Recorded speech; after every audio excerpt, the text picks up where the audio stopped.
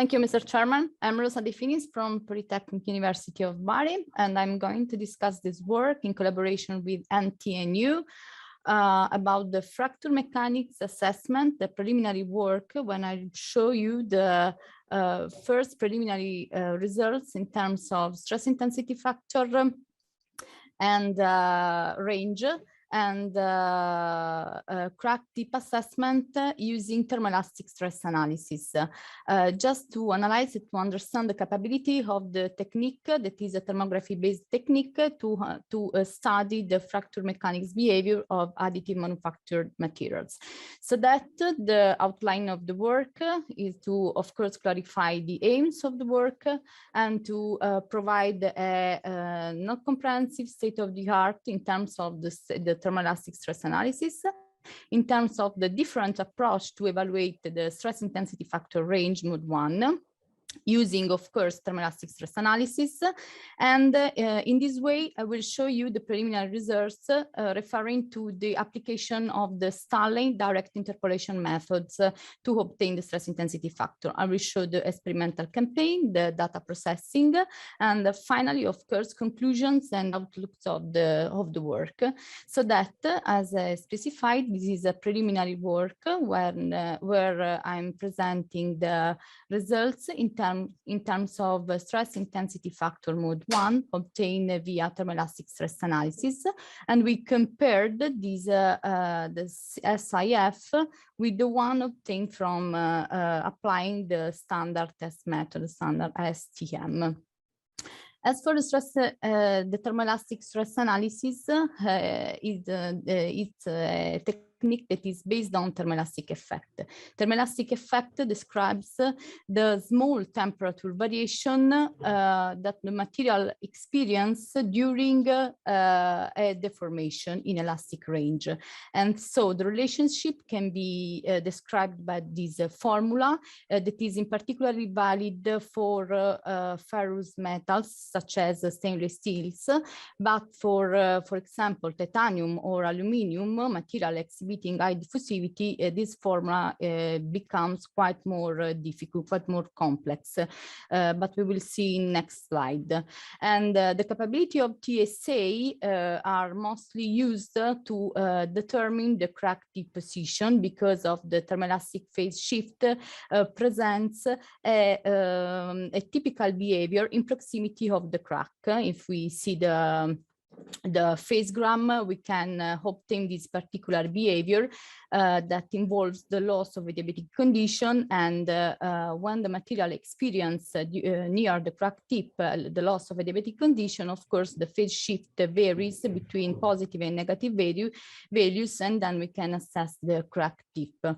But the capability of thermoelastic stress analysis can be also exploited in determination of the stress intensity factor, and in fact Stanley-Chan methods adopted Westergaard solution in a simplified formula, neglecting the T-stress, for example. And in this case, Stanley related directly the radiometric signal with the stress intensity factor range, mode 1 and mode 2.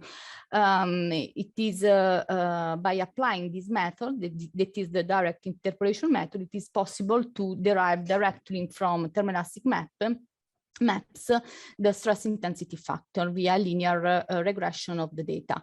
Of course, there are more complex and robust methods to determine the stress intensity factor range, adopting, for example, Williams solution. These are the over-deterministic less square fitting based methods, which influence, of course, depends on also the number of the terms of the Williams series expansion. But in more detail, we can also determine the thermoelastic temperature variation as composed by two components, running at the mechanical frequency and running at twice the mechanical frequency. For material like titanium or aluminium, we can see that since the Young modulus depends on temperature, it arises a mean stress dependence on the first component and the second component, so that in order to match and use thermoelastic formulation, thermoelastic temperature variation to describe the local stress state the biaxial stress state in proximity of the crack tip, it is necessary to take into account this second order effect and then to correct the classical thermoelastic formulation. And in this way, we proposed, by using the classic thermoelastic formulation combined with material constant,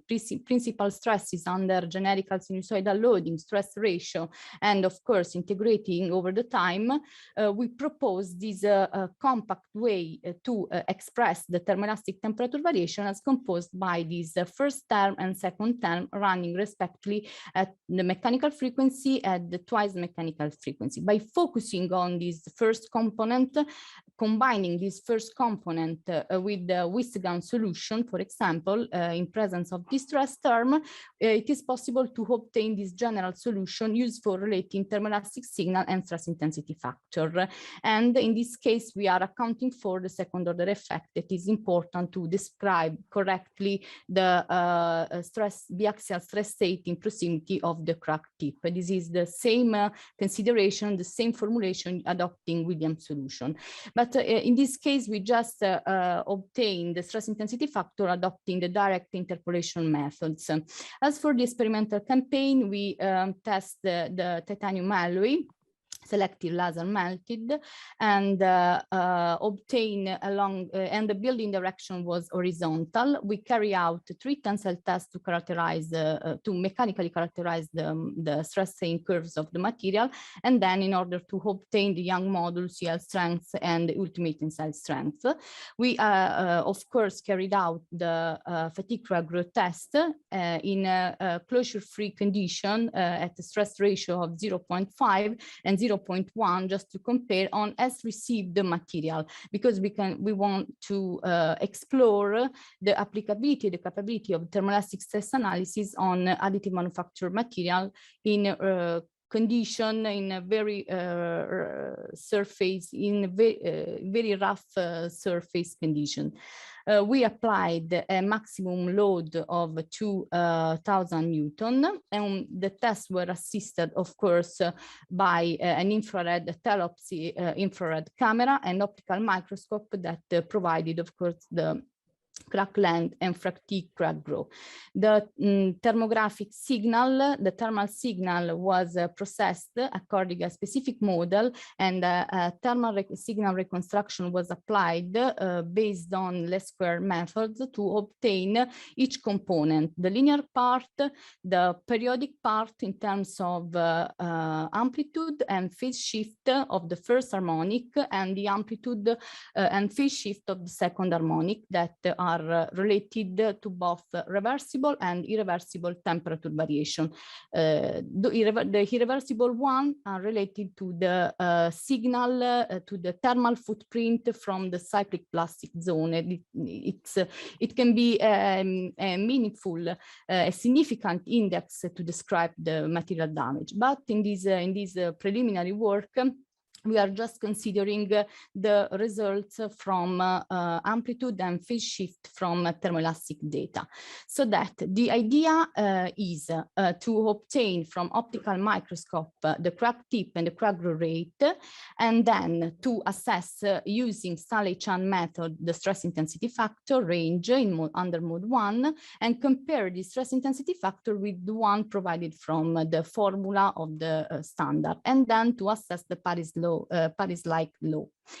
In these slides, we can see the results. As for the crack tip assessment and the stress intensity factor assessment, we can see the thermoelastic phase shift and the first amplitude harmonics, that is the thermoelastic amplitude of the signal. We used the thermoelastic phase data in order to obtain the plastic area extension, and then to understand the separation between the SIF-dominated, SIF-dominated region from the nonlinear regions near the fracture and in the far field zone. As we can see in this slide, we can see the thermal maps in terms of mean temperature, first harmonic signal, and thermoelastic phase shift. And as expected, the signal is quite more noisy, and in this case, the signal from dissipative temperature variation is, of course, blurred by the noise, but as expected, because in this case, we just want to understand the boundaries of the in the applicability of the thermoelastic stress analysis. And of course, a way to improve the analysis and a way to improve the data will be to polish the surface of the sample before testing. And this noisy signal is of course related to an underestimation of the stress intensity factor range, but the underestimation is also related to the model adopted, because Stanley-Chan method is based on Wisgard neglecting the T-stress. And so, of course, with an accurate way, with accurate formulation, as for example, the one we proposed, we can improve the stress intensity factor evaluation. The same consideration can be drawn for the sample 2. We observe a little underestimation and for the small cracks, but in the same way, overall, we can see that the dependence on stress ratio is confirmed, and the validity of the Walker equation is also where the dependence of Paris law from the stress ratio is confirmed. And so in this, just to conclude, in this work, 2 CT samples have been tested. These results are relating to a preliminary study to understand the capability of the thermoelastic stress analysis to obtain the fracture mechanics parameter of the additive manufactured material.